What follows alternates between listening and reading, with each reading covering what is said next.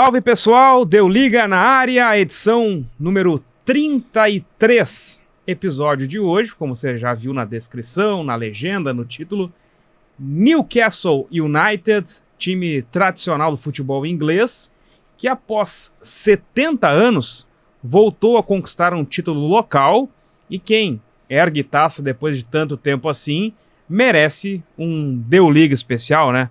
Não é, Valtinho? Tudo bem? Tudo bem, Petrucci é um clube tradicional, há muito tempo sem vencer, volta a conquistar um título.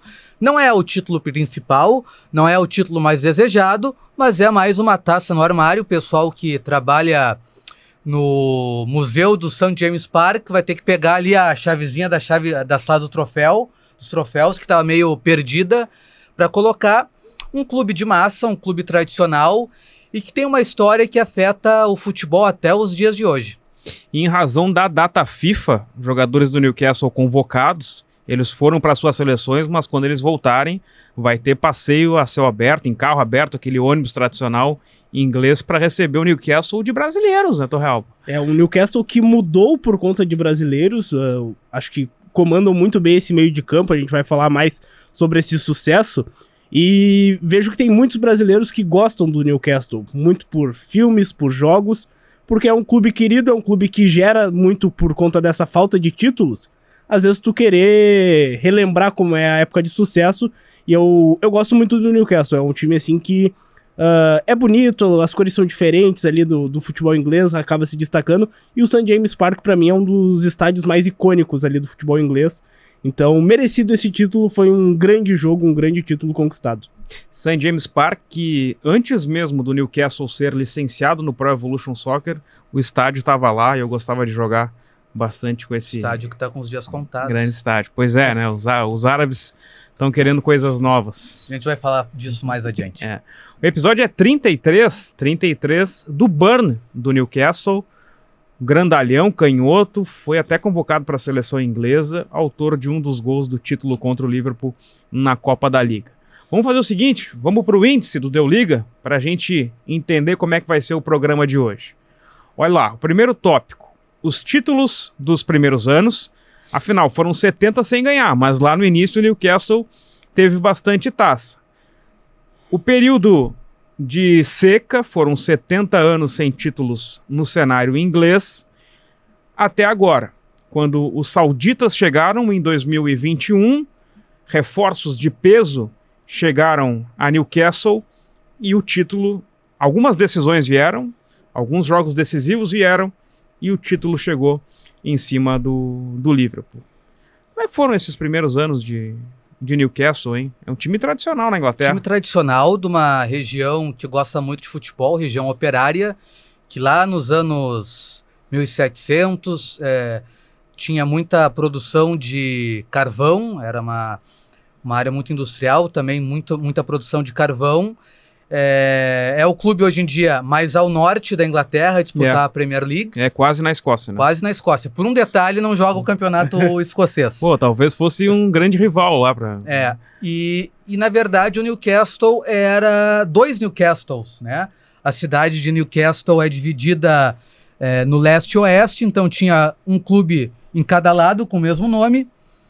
Um deles se embananou financeiramente, mas era o dono do terreno onde se encontra hoje St. James Park. E o outro tinha dinheiro, assume o estádio, o outro clube fica meio de segundo plano ali, e depois eles se unem para formar o que é o Newcastle hoje em dia. Newcastle United. United, exatamente. Que é um dos apelidos do clube, né? United. Não só o Manchester United é chamado de United lá na Inglaterra, o Newcastle também é chamado de United. E aí por isso eles gritam na arquibancada, né? United! United! E grito que ninguém torce na Inglaterra. E tiveram bastante sucesso ali no início, né? 4 títulos ingleses ali no início do século XX. Tiveram grandes jogadores que serviram a seleção inglesa e foram vencendo ao longo do tempo. Não era o grande time da Inglaterra, mas era um time que tinha bons trabalhos e tudo mais. Eu acho que o principal destaque é a década de 50 do Newcastle ali, que são os últimos anos de sucesso, depois começa essa seca. Ganharam 3 Copas da Inglaterra nos anos 50, tinham grandes jogadores que a torcida era fanática, mas explica muito bem esse sucesso, um trabalho que, graças a essa união mesmo, se não fosse possível, talvez não crescesse nenhum dos dois times, né? E era necessário. A gente fala muito disso, o futebol inglês, as cidades abraçam os times, então é necessário ter um grande time ali, e quando tem uma rivalidade a gente olha, por exemplo, em Birmingham, o Aston Villa é o grande time agora, o Birmingham sofre, então o Newcastle tem essa vantagem ali de estar na cidade e tudo mais, e conseguir desenvolver, e agora, óbvio, com esse dinheiro injetado fica mais fácil, né? O Newcastle, como o Toy falou, ganhou muitos títulos no começo do século passado, e se brincava que na época a cidade de Newcastle tinha mais títulos do que pontes. A cidade, apesar de toda a sua importância para a Revolução Industrial Inglesa no século XIX, ainda no começo do século XX tinha apenas uma ponte e o Newcastle já acumulava vários títulos. Então o pessoal lá da região brinca um pouco com isso, então eles se divertem também, que é uma região que tem... A cidade de Newcastle upon Tyne, né? Esse é o nome da cidade, porque é acima do rio Tyne. Aí tem uma cidade abaixo que divide esse rio. Agora me sumiu o nome, mas é por isso que inclusive tem essa questão do rio cruzar a cidade e essa dificuldade com pontes também, né? Sim, e então já vem desde aquela época já o clássico com o Sunderland, né? Quando o Sunderland surge, que é um dos nomes mais... um dos clássicos mais bacanas de nome, né? Tyne and Wear, que é o nome do condado onde estão as duas cidades.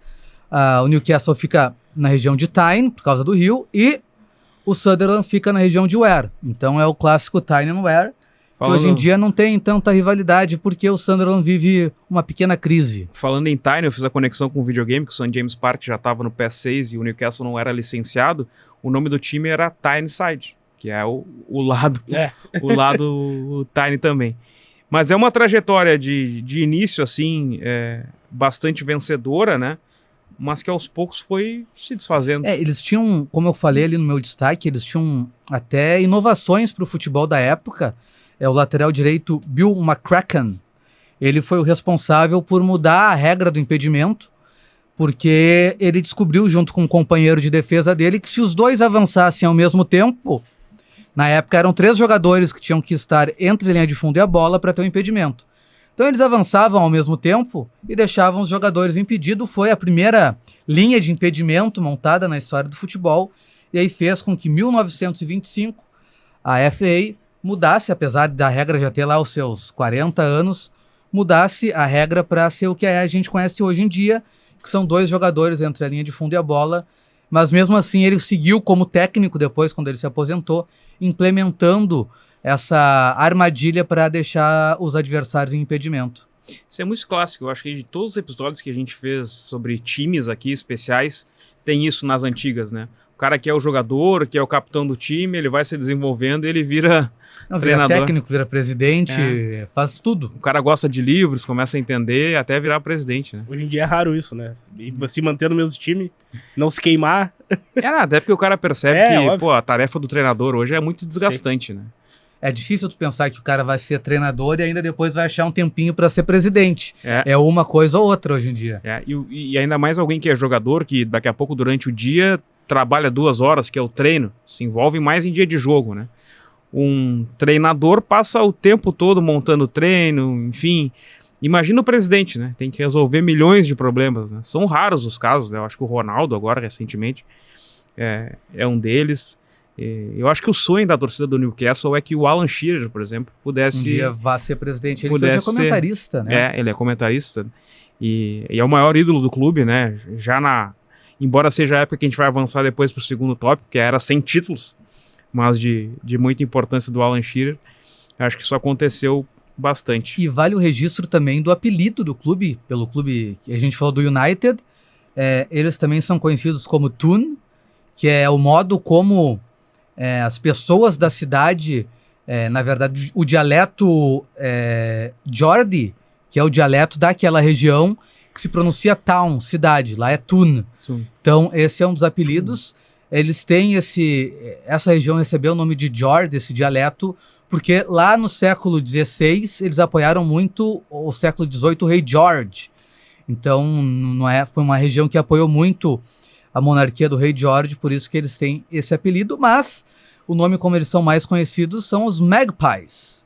Magpies é uma ave que não tem aqui no Brasil, não tem na América do Sul, tem só no hemisfério norte, que a tradução seria pega, que é um estilo de corvo, um corvo de tamanho menor, que tem as cores preto e branco, e aí lá pelo fim do século XIX, 1894, pega esse apelido porque alguns torcedores começaram a achar que o uniforme era muito parecido com as cores do pássaro.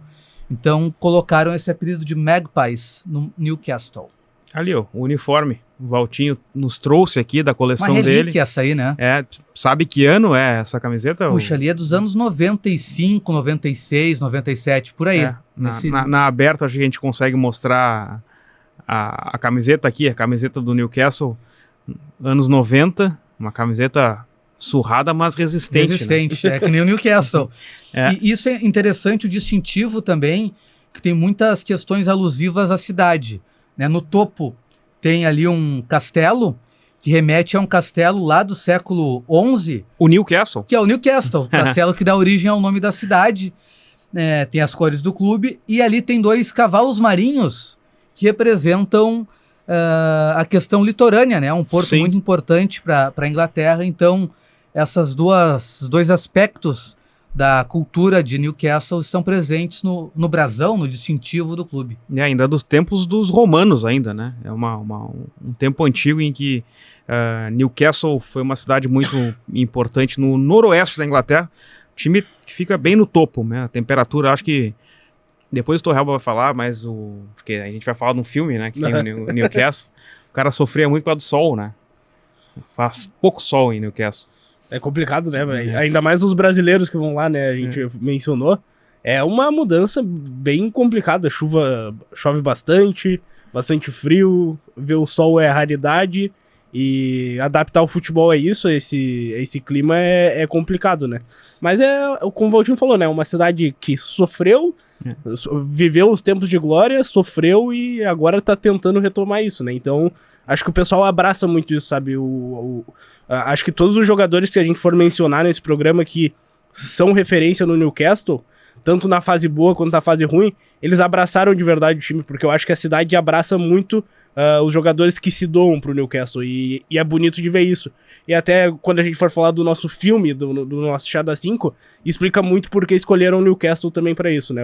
Ser esse protagonista. Se a gente já fala de Londres, que chove muito, não tem sol, imagina em Newcastle. E isso ajuda a forjar um pouco a identidade do torcedor, essa distância com Londres. Também fica um pouco longe para Liverpool e Manchester, que são as principais cidades futebolisticamente falando da Inglaterra. Então o clube se sente um pouco isolado e isso reforça a identidade local dos torcedores, que dizem que torcer para o Newcastle não é uma escolha, é um chamamento, né? É uma vocação. Que eles não são. E que torcer para o Newcastle é mais do que torcer para um clube de futebol, é escolher um estilo de vida. É como todos os clubes fazem, né? O Newcastle fez os bastidores do título, né? Tá no canal do YouTube do Newcastle. Depois do episódio você vai assistir, né? Depois que der o like aqui também, se inscrever no canal, que é importante. Fazer um comentário, comenta ali, que eu o Petrúcio, a gente tá ali moderando. Eu ando meio afastado desse cenário, eu voltarei. Tem um maluco que gosta de ver ao mesmo tempo, mas não, fica no Deu Liga e depois vai pro canal do Newcastle. Eles têm 30 minutos assim de bastidores e mostra principalmente o início ali, é o pessoal chegando em Londres de trem, né? Que é tradicional assim, né, para jogos em Wembley, decisões, mas no caso de Newcastle para Londres a distância é maior, né? O pessoal vem do Nordeste. Dá tempo para se calibrar nessa viagem de trem. Sim, o pessoal vem bastante calibrado depois para entrar em Wembley e fazer a festa, e é uma das torcidas mais intensas da Premier League, né? A gente falou da torcida do Atlético Bilbao há 2 episódios atrás, a do Newcastle também é uma das mais fortes da Inglaterra. Tem alguns ambientes da Inglaterra em que torcedores são quietinhos. Dessa vez o Newcastle é bem diferente. Bom, a gente falou um pouquinho do início do Newcastle, o início vitorioso Mas o foco principal dos últimos dias foi o fato do Newcastle quebrar uma sequência de 70 anos sem títulos. Então a gente avança o nosso tópico do Deu Liga agora para falar justamente sobre isso. Porque nos 70 anos sem título, o Newcastle ele foi vice da Premier League em 95 e 96, com essa camisa, em 96 e 97, né, tempos de Alan Shearer. Kevin Keegan era o técnico. Kevin Keegan. E o mais incrível é que eles tiveram a um jogo de serem rebaixados pela primeira vez para a terceira divisão. O Keegan era o técnico nessa época, foi contratado para salvar. Ganham a partida, escapam do rebaixamento. Aí na temporada seguinte conseguem subir para a Premier League, já é a Premier League, e fazem 2 campanhas seguidas de brigar pelo título. E aí tem vice da Copa da Inglaterra em 74, 98 e 99. Vice da Copa da Liga em 76, 2023, foi há 2 temporadas atrás a final para o Manchester United. E tem um vice da Supercopa também em 96, né? Porque acho que em 96 alguém fez dobradinha e eles foram para a Supercopa como os vices da Premier League de 96. Pô, é muito vice, né? Isso são títulos ingleses, né? Dentro do país, porque eles têm um título que hoje em dia não é reconhecido como um título oficial, que é o título de 69 da Taça das Cidades com Feiras, que veio depois se tornar a Copa UEFA, que hoje é a Liga Europa. Que a UEFA fez um torneio com as cidades que tinham feiras, que eram muito tradicionais, com seus clubes, iam lá e disputavam esse torneio, durou 3 ou 4 edições, e o Newcastle foi campeão de uma delas. Mas mesmo tem algumas segundas divisões no período também. Mas mesmo assim, é muito pouco, né, pro tamanho do Newcastle, pelo que a gente contou já da história. Se esperava um time que se organizasse, mantivesse, óbvio que não todo o tempo, porque é muito difícil um clube se manter tanto tempo vitorioso, mas foi uma queda muito vertiginosa, né? Anos 60 não tiveram títulos, além desse daí. Anos 80 começou muitos problemas gerenciais, o clube trocou de donos, teve problemas de gestão, começou a cair também, né? Disputar a segunda divisão inglesa. E quando começa isso, a gente sabe, a gente vê no futebol brasileiro exemplos, o Vasco, por exemplo, é um time que passou muito por isso, outros grandes clubes também, o Botafogo passou muito por isso, agora meio que eu já ouvi muita gente falar, o Botafogo é o Newcastle do Brasil, né, que passou por momentos difíceis, agora injetou o dinheirinho, chegou a SAF, ganhou título. Voltou a ganhar título. Mas eu conheço clubes aí que usam verde que também jogaram a segunda divisão mais de uma vez e voltaram. Mas estão mais tempo vencendo. Entendi. Falando em clubes que usam verde, nesse período de seca, o Newcastle foi pioneiro. Ele contratou o Mirandinha, brasileiro do Palmeiras, que foi o primeiro brasileiro a jogar a Premier League, uma época em que ainda era difícil estrangeiros entrarem na Premier League, principalmente sul-americanos. O Mirandinha foi o primeiro a jogar a Premier League, esse jogador que era do Palmeiras. Isso aí. E como o mundo dá volta, o último título na Inglaterra do Newcastle tinha sido a Copa da Inglaterra de 55, vitória sobre o Manchester City por 3-1. Então, nesse período aí de 70 anos, os 2 clubes foram lá para baixo, jogaram segunda divisão, foram rebaixados, foram clubes que em alguns momentos foram quase insignificantes para o cenário das principais disputas da Inglaterra, e hoje, como o Torrealba falou, com investimento estrangeiro, com muito dinheiro, conseguem voltar a vencer o City num outro patamar, já um patamar de campeão europeu, de multicampeão na Inglaterra, mas também graças ao dinheiro dos árabes. Quando os árabes chegaram, e a gente vai falar do próximo tópico, o Newcastle estava para cair. E imediatamente contratou o Trippier e teve uma reação. Além do Mirandinha, brasileiros que jogaram no Newcastle. O Fumaça, um jogador que saiu do interior paulista, rodou por Benfica, vários times da Europa, jogou no Newcastle. E aí um pouco mais conhecidos, né? O Cláudio Caçapa, esse zagueiro, do time dos anos 2000, que fazia a zaga com o argentino Colottini. Uma época o Michael Owen saiu do Real Madrid e foi pro Newcastle. Era desse time também, tinha o Damien Duff, enfim, alguns jogadores bons do Newcastle no início dos anos 2000. O Kennedy, revelado pelo Fluminense, jogou no Flamengo também, foi pro Chelsea e foi emprestado para 1000 times. Acho que ele é do Chelsea ainda. Sim. Kennedy é tipo aquele... Qual foi outro jogador do São Paulo que foi pro Chelsea? Piazon. O Piazon nunca jogou pelo Chelsea, sempre emprestado. Aliás, o Chelsea tá fazendo isso, né? Contratando jovens. Contrata 80. Tem um episódio do Chelsea, né? Que a gente fala sobre isso. Importante também. E por fim, Bruno Guimarães, capitão do título e Joeliton, né, que veio do futebol alemão, era centroavante, virou volante. Não contrata muitos brasileiros no padrão que a gente tem hoje em dia. Começou a contratar de novo com a chegada dos árabes, dos sauditas. Será que eles não vão muito com a cara? Acham que o jogador brasileiro não vai se adaptar ao clima frio, ao norte inglês? É difícil. A gente mencionou ali o Colotini. São poucos jogadores latinos até, sul-americanos. Eu falei do Colotini, tem o Jonas Gutierrez também.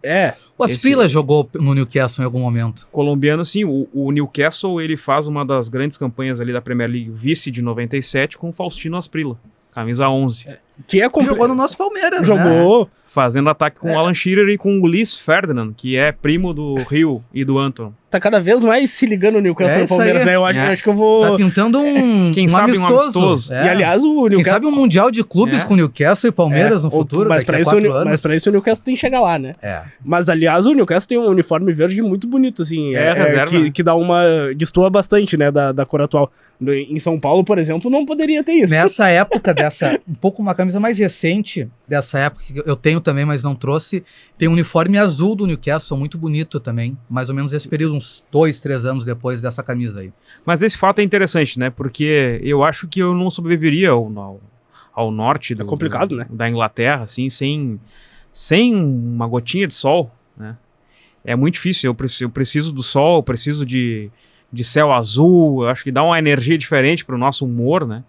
E tem muito jogador brasileiro que sofre com isso, né? Sofre. O Antony, além, claro, de problemas extracampo, envolvendo acusações de agressão da ex-mulher e tal, ele sofre no United também por isso. Tanto que ele vai pro Betis agora, mora em Sevilha, na beira do mar, beleza, maravilhoso. Isso que é norte da Espanha. E tá tranquilo, tá? Mas quando o Guardiola chega no City, tem um vídeo dele chegando e conversando com ele, ele pergunta, chove muito aqui? Eles, cara, chove pra caramba. É mais fácil perguntar se faz sol. Não, quando o dia que faz sol é verão. Então eu acho que os brasileiros... É que o argentino, por exemplo, a gente falou do colombiano Asprilla, né? Tem o Jonas Gutierrez, o Colotini, não lembro se mais algum argentino jogou. O colombiano deve ser pior do que pro brasileiro, porque assim, a Colômbia não faz frio nunca. É equatorial total, né?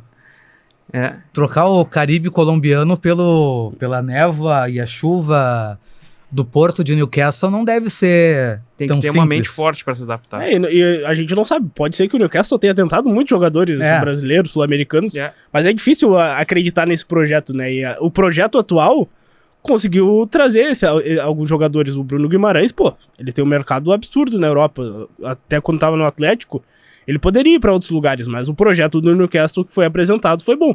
E hoje em dia, para ele, é maravilhoso, né? O cara foi o responsável por levantar a taça 70 anos depois do último título. O clube vai homenagear ele, inclusive, vai receber o...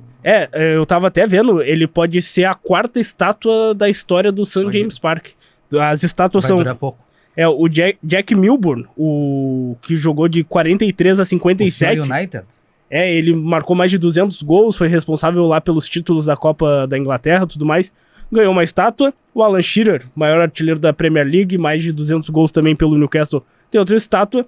O Bobby Robson, ex-treinador no final da década de 90, também tem uma estátua. E o Bruno Guimarães pode receber essa estátua. Então, estudando que o Newcastle está analisando essa possibilidade. Seria uma bela homenagem para o cara que, já pulando de tópico, mas eu acho que trazendo essas lembranças, seria uma bela homenagem, porque ele é a grande liderança desse time, né? Um cara que vem do Brasil, se adapta a um lugar bem diferente e consegue ajudar o time a reconquistar um título, né?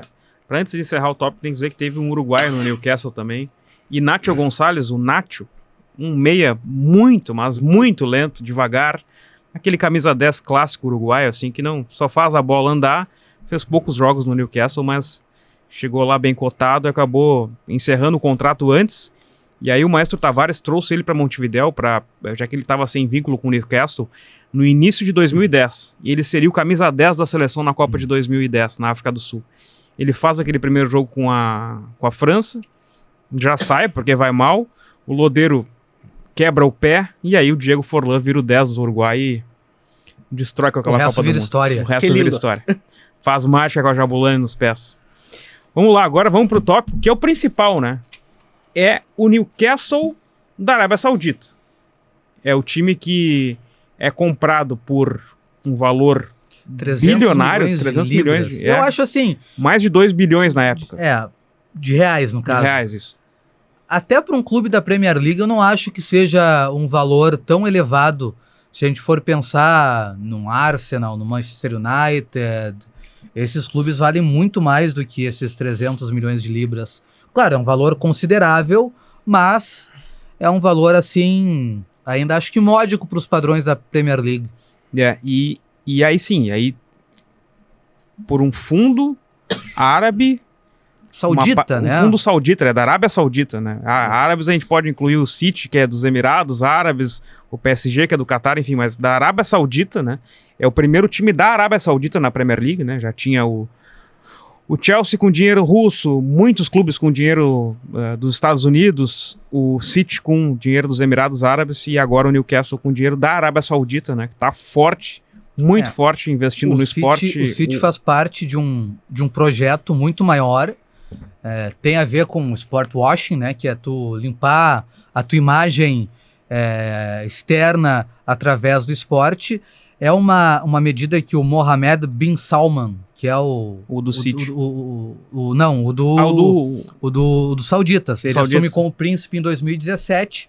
Ele cria um programa para fazer com que a Arábia Saudita se torne um país que não seja conhecido apenas pelo petróleo até 2030. Eles querem que até 2030 a Arábia Saudita consiga se sustentar com a riqueza que tem, sem ser um país que precise tanto assim do petróleo. E o esporte tem sido um dos caminhos feito por ele. Várias questões envolvendo o esporte tem patrocínio hoje em dia, né? Vai vir a Copa do Mundo em 2030. 34, né? A Copa é 34. Perdão. 30 é no país inteiro, no mundo inteiro. Não, 30 é Uruguai, Paraguai e Argentina, que cada um vai receber um jogo no começo da competição, e depois tem Espanha, Portugal e Marrocos. São 3 continentes. Então ele tem esse projeto, um projeto que é muito controverso porque ele coloca muito dinheiro. É um país que tem uma liberdade de expressão limitada dentro do seu território. Tem algumas questões muito, digamos assim, estranhas, né? Por exemplo, no tênis, a WTA, que é a liga profissional das tenistas, né? A liga feminina, ela aceitou no ano passado jogar o WTA Finals, que é o torneio que reúne as 8 melhores tenistas do mundo, lá. Então, um país que não dá liberdade para as mulheres. E fala-se muito no mundo do tênis que, num futuro breve, a médio prazo, o tênis possa vir a ter um 5º grande slam que seria disputado na Arábia Saudita. Com muito dinheiro despejado. Com muito dinheiro. Inclusive a camisa verde, que eu mencionei aqui, é uma alusão ao uniforme da Arábia Saudita, né? Causou muita indignação da imprensa inglesa na época que lançou, porque era idêntico, basicamente, né? Era o uniforme da Arábia Saudita com o escudo do Newcastle e os patrocinadores. Então, é muita polêmica isso. Foi um processo muito lento, porque a Premier League 4 ou 5 anos, né? Precisa aprovar o comprador para liberar a compra do clube ter um novo dono, né? Durou alguns anos. Tem torcedores que não gostaram por toda essa influência da Arábia Saudita, e aí tem uma questão um pouco mais delicada, porque mais ou menos na época em que os sauditas compram o Newcastle, há um ataque dos sauditas ao Iêmen. E eles atacam não apenas bases militares, mas também escolas e hospitais. Isso causa uma indignação grande, porque aquela região de Newcastle recebeu os primeiros imigrantes árabes e do Iêmen no país. Então tem uma comunidade dessas duas localidades muito grande ali. E muitos dos torcedores, uma das cidades que tem basicamente moradores do Iêmen, ou descendentes do Iêmen, fica a 10 quilômetros de Newcastle.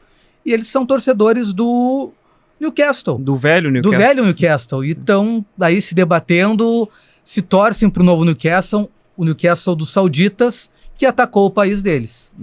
ao mesmo tempo, foi no momento do anúncio da confirmação da Premier League, festa na frente do St. James' No jogo Park. seguinte, os caras estavam de burca, com aqueles... Eles pegavam as toalhas de mesa e colocavam na cabeça, passavam uma fita em volta pra fingir que eram árabes. Teve de tudo, assim, uma festa gigantesca justamente por isso. Foi que nem o Vasco, né? 777, maravilha. Agora é o Vasco e tal. Sabe, o pessoal em festa porque é dinheiro entrando, né? E agora eles têm a nova polêmica dos sauditas, que é em relação a St. James' Park. Também, né? Eles analisaram reformar St. James' Park ou construir um novo estádio.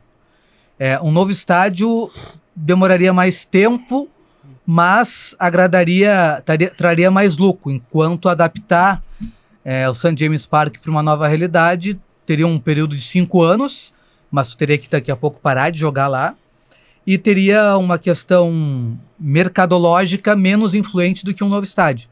Então tende-se a construir um novo estádio, que deve durar 7 anos a construção e consumir alguns bilhões de libras. Aliás, era uma polêmica dos donos anteriores, né? Eles chegaram a mexer no nome do St. James' Park, tentar botar o name rights, mas por ser um nome tão clássico, a torcida bancou na época. É que o dono anterior, ele é dono da Sports Direct. Isso aí. Que é a principal marca de loja de equipamento esportivo, a loja de esportes deles, é a principal loja deles.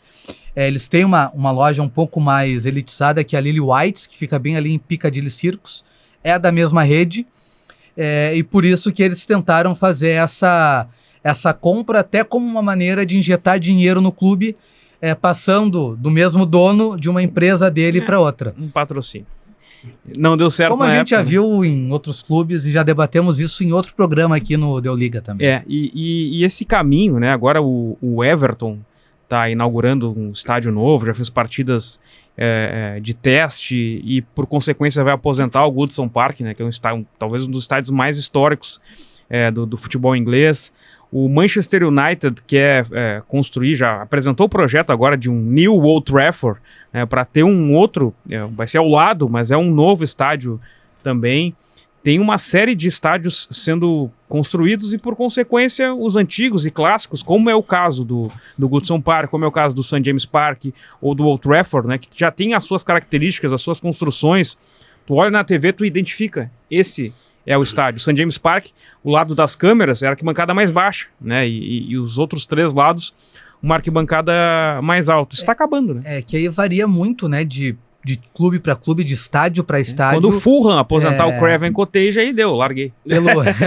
Pela localização deles, acho que os clubes já se deram conta que essa estrutura caixa de bombom, ela já não comporta mais tudo que precisa ter num estádio num dia de jogo. Muitos clubes... Segurança, principalmente. Estão perdendo dinheiro, porque o estádio não é tão grande, e tem público para levar mais gente ao estádio, para aumentar a média de público da Premier League. O Newcastle já é uma das melhores médias, acho. E a capacidade é para 55 mil. Né? Tu consegue ampliar, tu bota mais. Né? Só que alguns estádios, pela localização, são no meio de um bairro, eles não têm para onde crescer. E aí precisa de um novo lugar. Inclusive o Wembley. Tem um novo Wembley hoje em dia, né? Um estádio moderno, grande, amplo. Mas... perde um pouco da mística, embora tenha sido construído no mesmo lugar, mas perde um pouco da mística. Perde muito a mística, né? Porque muita gente vai ver jogos na Inglaterra, óbvio, pelos jogadores, pelos times, mas pelo estádio, né? O Luton Town, por exemplo, quando subiu, e o pessoal viu, tem aquela entrada onde tu passa no meio das casas, basicamente, as escadas. São estádios marcantes, né? Acho que tu mencionou bem no Pro Evolution Soccer 6 lá, quando tinha licenciado, não era nem licenciado. Mas o St. James' Park tinha o St. James' Park, era muito legal jogar. Então é um estádio marcante. Pra mim, ali, joguei muito videogame, é muito marcante. Então é um time marcante também por isso. Eu sou muito contrário a isso, né? Surgiu também a notícia lá do Old Trafford, o novo Old Trafford. Aquilo lá é de destruir o coração um pouco, né? Mas e como é que ficou quando o Parque Antártica deu espaço ao novo estádio do Palmeiras? Tem aquelas piscinas atrás? Né? Pois é que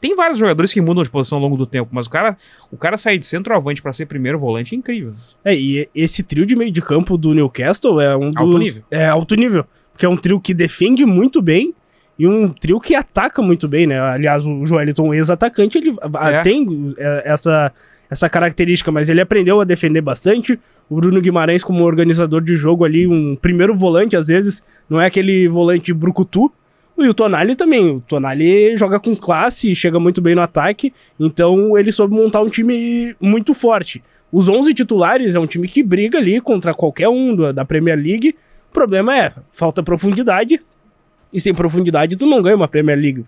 A não ser que seja o Leicester. O Newcastle é o 6º hoje, né? E há 2 temporadas conseguiu avançar, inclusive se classificar para a Champions League e a arbitragem, né? Acho que foi no jogo contra o PSG, porque foi um grupo com PSG, Borussia Dortmund e Milan, né? Pauleira total. Todo mundo ficou com uma pontuação próxima de classificar na última. Chegou a fazer 4-1 no PSG, no St. James Park, mas depois acabou sendo eliminado, ficando em último na chave. Bom, falamos bastante desse novo Newcastle. Vamos avançar agora os nossos quadros para seguir falando de Newcastle, né? Vamos pro chá das 5. E a gente vai tomar o nosso chá das 5 assistindo Gol, o Sonho Impossível, Alex Torrealba. O que eu sou fã desse filme é brincadeira. É assim. demais. Né? Ele é muito bom. É aquele famoso filme que tu é guri, sonha em ser jogador de futebol e tu assiste aquele filme e tu fica... Ainda dá. Só que, né, tu tem que saber jogar bola. E a história lá do Santiago Munhas, um mexicano que vai lá pras terras frias, sem sol. Tava fazendo um yakisoba lá no México. Acabou indo pra lá, ganhou a sua chance, ganhou a sua oportunidade e brilhou como uma grande revelação, fez gol importante, óbvio, né? Como um grande filme, teve o final feliz. E é muito legal isso, porque mostra muito da cultura do Newcastle.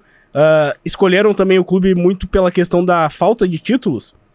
E ganhou essa importância legal, sabe? Então, é um filme que eu recomendo. O 1 e o 2 são muito bons, né? O 3 eu não assisti, tu já me indicou que não vale a pena. Mas o 1... maciço, não é? Pra ter a mesma opinião. Não, mas o 1 é muito bom.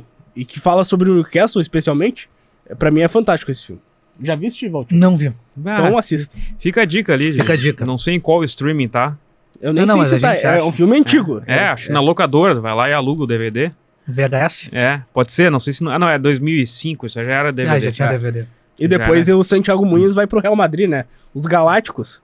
Isso. Ele não ficou a carreira toda depois do Newcastle? Não, grande jogador, né? E ele e o parceiro dele, lembra o nome do parceiro dele? Não lembro, era um loirinho baladeiro. O parceiro vivia na noite, chegava em casa, videogame e massa miojo que ele comia ali, isso, né? E aí chegou o momento em que a vida imitou a arte.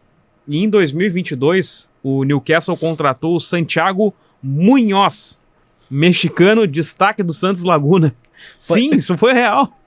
O Newcastle contratou o Santiago Munhoz, 22, e tinha 20 anos na época, jogou na base do Newcastle, não deu muito certo, voltou pro Santos Laguna agora, é titular do Laguna, mexicano, tem 22 anos agora, mas assim, foi um... muito legal. Uma bela estratégia de marketing, por exemplo. Pô, conseguiu achar um cara com um nome parecido, Santiago, não era Munhoz, era Munhoz. E ele foi lá, tentou, não deu, nem chegou a jogar no profissional do Newcastle, só no Sub-23, no time B. Mas foi muito engraçado isso. E nesses filmes tem uma cena muito boa que, quando ele chega no Real Madrid depois, os caras participam do filme. Tem Zidane, tem Raul e Beckham, eu acho. Eles chegam aí aí o Santiago Munhas começa a frequentar a noite de Madrid com eles, e aí dá a polêmica, os tabloides, enfim. Então fica a dica para ver os 2 filmes, né, que são muito legais. Nosso quadro agora é o craque da rodada. Inverti, né? Era o dica de viagem, mas a gente vai pro craque da rodada. Tu que manda hoje. Eu fiz uma bagunça aqui, né? Na ausência do Léo, hoje eu mando e a ordem é o que eu quiser. Craque da rodada, quem foi, Valtinho? Foi esse sobrenome Raj. Lembra alguém? Canhotinho? Canhotinho, bom de bola? Lembra. Ele tá jogando algum campeonato veterano? Não. Kings League? Não. O Raj foi um grande jogador dos anos 90, jogou no Brescia, no Barcelona, um dos principais nomes da Copa do Mundo de 94. E a gente tem o Yanis Raj, que é o filho dele, hoje em dia é jogador de futebol, e marcou um dos gols da Romênia pelas eliminatórias da Copa do Mundo. A Romênia que tenta voltar ao Mundial. Tudo bem, foi contra San Marino, né, a pior seleção do continente europeu, 5-1, mas o Hagi deixou seu pai feliz, marcou um dos gols da Romênia, que tenta voltar a disputar uma Copa do Mundo que não disputa desde 1998. Filhos de craque. Esse episódio vai ser feito em algum momento do Deu Liga. E ele que joga perto de Newcastle. Ele joga no Rangers da Escócia. Glasgow Rangers. Né? Ele já tinha entrado na Eurocopa até do ano passado. Daí tinha virado até notícia isso, que o filho do Hagi entrou. Se eu não me engano, ele vestia 10 também, então teve toda essa nostalgia também. Mas não chega nem perto do pai, né? Tem casos que são melhores, tem casos que normalmente são piores. A Romênia que está no grupo H das eliminatórias europeias, junto com Bósnia e Herzegovina, Romênia, Chipre, Austrália e San Marino. O primeiro colocado vai direto para a Copa do Mundo e o segundo colocado vai disputar a repescagem da Europa. Uniforme lindíssimo da Romênia. Minha última lembrança é na Eurocopa de 2008, na chave com Holanda, Itália e França. O Adrian Mutu teve um pênalti contra o Buffon, ele erra e ali a Romênia despenca e não avança de fase. Era grupo da morte, mas eles tinham essa possibilidade. Agora sim, vamos para a dica de viagem. E a gente bota um agasalho, prepara a luva, gorro para ir a Newcastle upon Tyne. Newcastle upon Tyne, que é a cidade do Newcastle, o nome completo da cidade. Uma cidade antiga, né, medieval, então tem castelos, para quem gosta de fazer aqueles passeios que tem questões históricas. O Newcastle, ele dá para visitar, chega lá. Vamos ver aqui, ó, tem o Northumberland Castle and Coast. É o castelo que faz o passeio. E mesmo para quem fala inglês, se for lá para Newcastle e não entender quando eles falarem no dialeto Geordie, não fique muito preocupado porque as pessoas realmente não entendem. É muito difícil esse dialeto. Até os ingleses acham difícil de entendê-los. Tem lá o Baltic, que é um dos centros da arte contemporânea. Principais também. E tem uma ilha que é a Holy Island também, que é muito charmosa, embora não tenha sol. Então, visitar uma ilha com chuva, pegar um mar meio agitado, assim, para fazer a travessia. E aproveitar enquanto tem o St. James Park, né? E a St. James Park, visitar enquanto está em pé. E é isso aí, né? Mas é uma cidade, assim, que é bastante movimentada mesmo, né? O norte da Inglaterra tem bandas de rock, tem muita coisa legal. E dizem que a cerveja de lá é muito boa também. Pode ser. Como esta cerveja. Como aqui, essa, né? É a cerveja ali a cervejaria que a Brown Ale, que patrocinava o Newcastle, patrocinou por muitos anos o uniforme do clube. É uma cervejaria que era de Newcastle, mas aí foi incorporada aí para uma mega marca mundial. Uma mega marca verde, Torreal. Perfeito. E aí acaba, né? Sei lá, eu sou ainda da cerveja raiz, né? Quando a mega marca chega, acho que acaba. Aliás, o título patrocina a mega marca. Aliás, o título do Newcastle estava... A patrocinadora da Champions League vai nos levar para Munique. Tomara, né? Que nos leve. Pois eu estava bebendo enquanto eu assistia a final da Copa da Liga Inglesa. Verde. De férias, na piscina, bem um calor que não se vê em Newcastle. E esse jogo, muito bom, assim, de se assistir. Ainda mais na situação que se estava, né? Então... valeu ainda mais a pena assistir esse jogo. Legal. Viveu muito bem as férias, o Torrealba. Bom, né? Saudades. Se foi só pelos relatos das redes, maravilhosa as férias de Alex Torrealba. Já solicitei pra chefe Jana mais férias. Importante, né? Sempre 30 dias por ano são importantes. Siga o Deu Liga na sua plataforma de áudio preferida, deixe 5 estrelas na avaliação e ative o sininho para receber a notificação sempre que um episódio novo estiver no ar, no Spotify, no YouTube também. Dá o like se você está nos vendo ao vivo e aproveita para seguir o canal de GZH, que tem a gente toda quinta-feira e muito mais conteúdo de esporte, do cenário esportivo aqui do Rio Grande do Sul. Valeu, Walter. Valeu. Alex. Nos encontramos por aí em mais um Deu Liga. Tchau, tchau.